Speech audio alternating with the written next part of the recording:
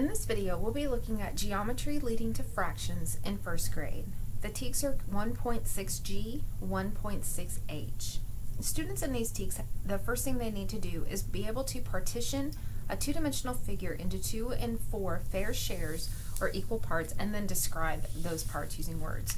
So we want to make sure that we're using all of the two-dimensional shapes that the students have to use in first grade. So we should have circles, triangles, squares, rectangles, rhombuses, and hexagons for them to be doing this partitioning. And partition is just to make sure that they can cut or divide into 2 or 4 fair shares.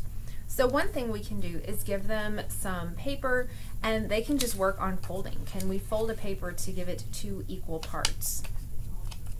And the student should come to you with some knowledge about equal parts. They know if you cut a sandwich that something's not fair or is fair, and that it's an equal amount.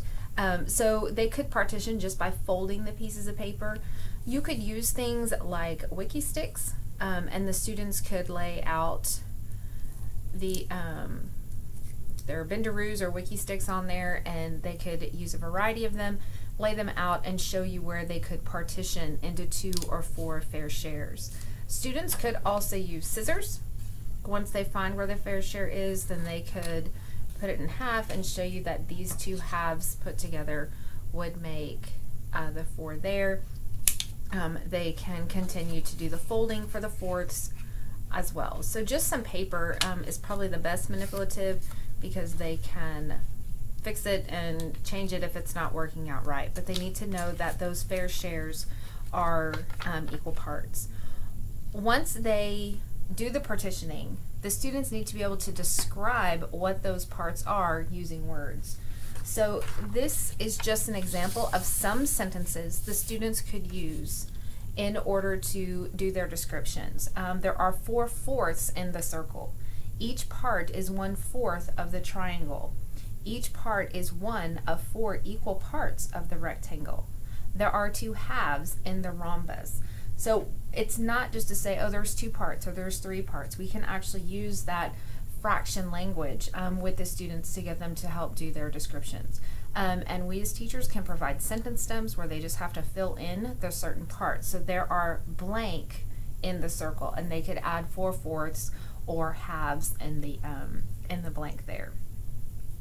The other part with this TEK of geometry leading to fractions is the students have to be able to identify examples and non-examples of halves and fourths.